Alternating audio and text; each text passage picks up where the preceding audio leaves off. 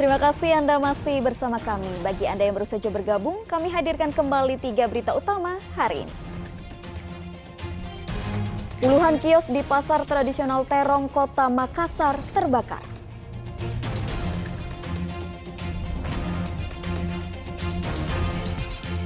Kemeriahan Festival Cap Gomeh menutup perayaan Tahun Baru Imlek di Kota Makassar.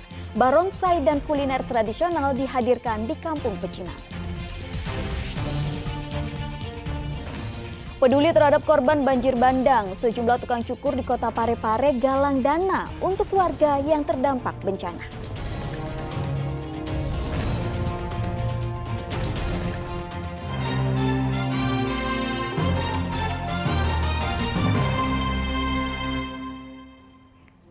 Puncak perayaan Imlek yang ditutup dengan Festival Cap Gomeh berlangsung meriah di Kampung Pecinan di Kota Makassar.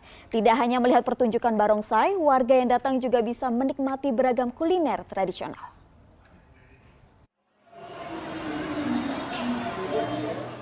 Kampung Pecinaan yang berada di Kecamatan Wajo, Kota Makassar dipenuhi oleh warga.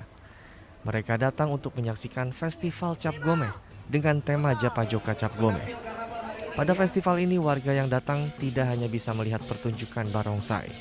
Mereka juga bisa menikmati kuliner tradisional yang berada di sepanjang jalan. Warga mengaku senang tahun ini bisa kembali menikmati Karnaval Cap Gomeh setelah beberapa tahun terakhir dilanda pandemi COVID-19. Ada kegiatan apa Ibu sengaja datang ke sini? Mau nonton barongsai? Keinginan Ibu atau anak-anak? Anak-anak. Sekalian jalan-jalan tuh bawa hiburan anak-anak. Barongsai. Apa lagi yang mau kita nikmati di sini? Kulinernya, jajanannya. Hampir sama sih, hanya tahun sebelumnya kan ada corona. Ini kan terbuka lagi jadi bisa kita bawa anak-anak. Biar senang begitu. Diadakannya Festival Cap Gomeh bertujuan untuk mempererat tali silaturahmi antar suku, budaya, dan agama. Diharapkan warga yang hadir bisa berbaur dengan masyarakat lain. Ini persis puncak dari seluruh rangkaian acara perayaan Imlek. Yang kita adakan saat ini adalah Festival Cap Gomeh, Japajoka Cap Gomeh. Artinya Japajoka itu berasal dari bahasa Bugis dan Makassar, jalan-jalan. Jadi kita ingin orang-orang itu bisa berbaur di sini. Ini merupakan salah satu program pembauran di mana seluruh masyarakat bisa berinteraksi secara sosial di sini, bisa saling bersilaturahmi. Kegiatan ini tidak hanya mempererat tali silaturahmi, tetapi juga untuk membantu pelaku UMKM yang sebelumnya sempat terpukul akibat pandemi COVID-19. Andi Muhammad Sardi melaporkan dari Kota Makassar. Siapa yang tidak kenal barongsai? Salah satu tradisi kesenian Tionghoa yang sering dimainkan saat perayaan Imlek dan Cap Gomeh. Di Kota Makassar ada barongsai yang berusia 73 tahun masih terawat dengan baik, dipamerkan di Kelenteng Kuankong. Berikut liputannya. Ada barongsai berusia 73 tahun yang dipamerkan di Kelenteng Kuankong, Jalan Sulawesi, Kota Makassar. Barongsai menyerupai singa ini konon dimainkan saat perayaan Imlek dan Cap Gomeh sejak masa Orde Lama tahun 1950. Barongsai disimpan rapi dalam kotak kaca agar terhindar dari rayap. Barongsai buatan Hong Kong ini memiliki berat hingga 15 kg. Berbeda dengan barongsai umumnya yang hanya memiliki berat di bawah 10 kg. Semua ornamen kepala barongsai masih sangat terawat. Meskipun warna beberapa bagian telah pudar, aksesorinya masih melekat. Jadi barong ini adalah buatan tahun 50-an, kemudian dia mempunyai berat sekitar 15 kilo dan dengan panjang dari kepala kemudian sampai ke ekor itu lebih kurang sekitar 2,5 meter.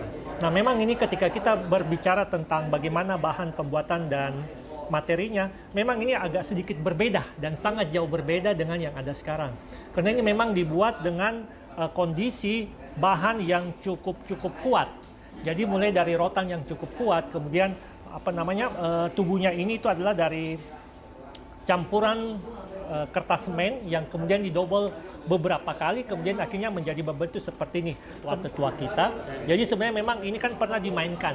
Jadi pernah dimainkan pada waktu perayaan Imlek di Kota Makassar yang lalu. Kemudian tadi saya katakan karena kondisi perpolitikan pada saat itu, akhirnya kebudayaan Tiongkok itu semua kemudian dilarang. Nah setelah dilarang ini akhirnya kemudian disimpan. Tapi mungkin pada waktu itu perhatian terhadap barang ini mungkin tidak terlalu besar. Akhirnya mungkin sekitar tahun 89 dirasa karena ini barang adalah barang yang sangat bersejarah sebenarnya, yang menandakan bagaimana masuknya budaya ini dan akulturasi dengan kita yang ada di Sulawesi Selatan, maka ini kemudian kita berusaha untuk simpan dengan baik. Usai dipamerkan, barongsai disimpan dalam lemari kaca agar perayaan Imlek dan Cap Gomeh tahun depan bisa kembali dipamerkan di luar kelenteng. Andi Muhammad Sardi melaporkan dari Kota Makassar. Sejumlah tukang cukur atau yang biasa disebut barberman galang dana untuk korban banjir di Kota Parepare. Mereka menawarkan jasa potong rambut kepada masyarakat umum di gazebo lapangan Andi, Makassau. Minggu pagi pekan lalu, gazebo lapangan Andi Makassau Parepare dipenuhi oleh sejumlah barberman.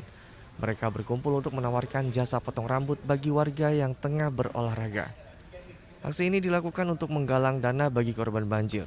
Setiap pengguna jasa yang akan dipangkas rambutnya minimal membayar Rp20.000. Ini bentuk kepedulian dari teman-teman barbershop yang ada di Parepare untuk korban bencana alam yang ada di sekitar kita. Jadi aturannya bagaimana ini kalau mau cukur? Kalau mau cukur ya kita cuman minimal 20.000, pembayarannya bisa lebih. Ada membayar lebih, rata-rata sih bayar lebih. Tujuan diadakannya kegiatan ini apa? Tujuannya untuk pembantuan ke korban bencana alam yang ada di Parepare. Ya sebagai bentuk kepeduliannya ya? Ya sebagai bentuk kepedulian. Salah satu pengguna jasa potong rambut mengaku tertarik memangkas rambut karena selain bisa merapikan rambutnya, ia juga bisa beramal. Kebetulan nih Pak, dengan kebiasaan saya hari Minggu yang olahraga tuh di sini tuh, ya sekalian nih Pak cukur. Ya, ini Pak, kenapa tertarik Pak cukur Pak? Karena ada penggalangan dana atau gimana? Kalau saya sih tertarik cukur Pak, ya itu yang penggalangan dana. Sama memang waktunya saya mau cukur memang. Iya, Jadi cukur sambil beramal Pak ya? Iya Pak, begitu Pak. Ya. Nantinya uang hasil penggalangan dana akan dibelikan kebutuhan pokok seperti sembako dan akan disalurkan kepada warga yang terdampak banjir bandang. Suardi Gatang melaporkan dari Kota Parepare.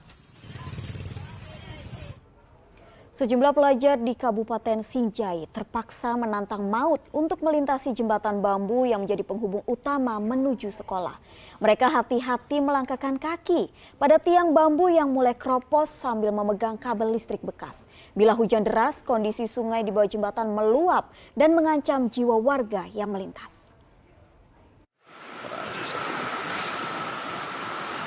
Dari video amatir yang viral di media sosial, tampak perjuangan sejumlah pelajar di Kabupaten Sinjai harus melintasi jembatan bambu menuju sekolah. Video ini direkam orang tua yang mengantarkan anaknya di tepi jembatan bambu, terdengar berdoa sekaligus berterima kasih kepada warga yang membantu anaknya. Para pelajar hati-hati melangkahkan kaki pada tiang bambu jembatan yang mulai keropos sambil berpegangan pada kabel listrik bekas. Bila hujan deras, kondisi sungai di bawah jembatan meluap dan mengancam jiwa warga yang melintas. Jembatan bambu itu penghubung utama Desa Polewali dan Desa Songing. Di dua dusun ini yang selalu tiap hari lewat ini hampir 600-an dua dusun yang ada di Desa Polewali itu, dusun Jenda dan dusun Lengkese yang selalu lewat di sini. Kadang kalau ini kan jembatan selalu kita ganti setiap lapuk itu bambunya, kita upayakan supaya diganti.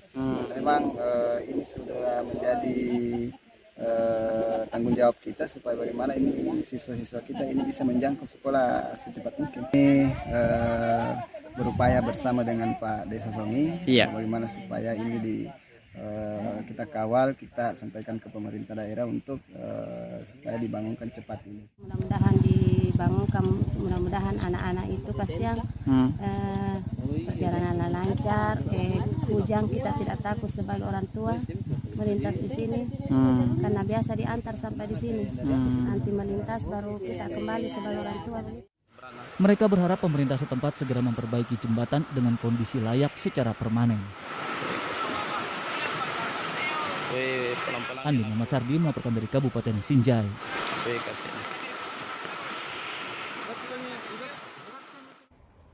Informasi tadi mengakhiri jumpa kita hari ini. Atas nama rekan yang bertugas, saya Tabita Putri mengucapkan terima kasih atas kebersamaan Anda. Selamat beraktivitas dan sampai jumpa.